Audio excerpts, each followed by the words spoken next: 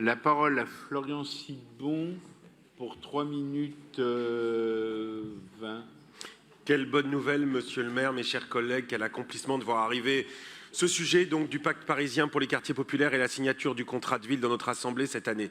Je ne dis pas que les années précédentes, je n'étais pas évidemment sensible à ce sujet, mais cette année, l'élu du 15e que je suis note avec intérêt l'entrée du 15e arrondissement dans le dispositif. Ça a été souligné par de nombreux intervenants des quartiers politiques de la ville, avec 2 quartiers, Bartholomé, Brancion, Périchaud et Falguière. Et c'est une demande de longue date des élus de gauche de l'Ouest parisien, des élus PEC de mon arrondissement et de toutes et tous qui sommes sensibles à la situation de nos concitoyens les plus fragiles. Il était en effet quelque peu curieux, par exemple, que nos concitoyens du 15e, de Bartholomé, Brancion, Périchaud, ne bénéficient pas du même appui renforcé que leurs voisins de la Porte de Vanves. La frontière de la ligne de chemin de fer ne résout pas malheureusement les inégalités. Cette incongruité est désormais en passe de se résorber, je m'en félicite. Entrer dans le dispositif politique de la ville permet de doter de moyens concrets nos concitoyens les plus fragiles pour les accompagner plus fortement et accompagner aussi la mutation d'un quartier. À Brancion, Périchaud, c'est 10 081 habitants. C'est un quartier avec plein de potentialités et l'on compte notamment 30% de jeunes de moins de 25 ans. C'est 40% de familles monoparentales dans ce secteur, 23% de foyers à bas revenus, 31% de la population déscolarisée ou sans diplôme.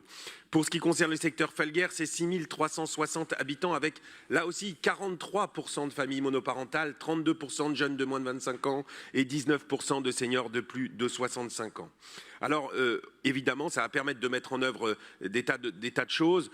C'est déjà un accueil mobile de la mairie, c'est un conseiller numérique, c'est un dispositif d'accompagnement vers l'emploi, c'est évidemment, et c'est le nerf de la guerre, le renforcement des investissements, de dômes bailleurs qui sont incités à investir, de la ville qui concentre un quart de ses investissements en QPOP désormais, et de nos partenaires. J'en veux pour preuve l'installation de la maison sport santé avec la ville et la CAF au niveau du boulevard Lefebvre. C'est demain le déploiement du fonds de participation des habitants, parce que rien ne se fera évidemment et rien ne peut se faire dans les QPV sans les habitants. Enfin, dans la pléthore des changements, je veux mettre en avant 2 points.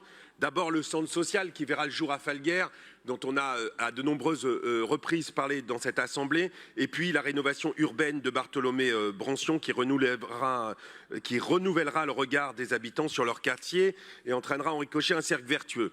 Mais comme le temps m'est compté, j'aurais pu vous parler des quartiers de veille active, de nos périmètres QPOP, sur cet immeuble des Périchauds qui surplombe le parc Georges Brassens.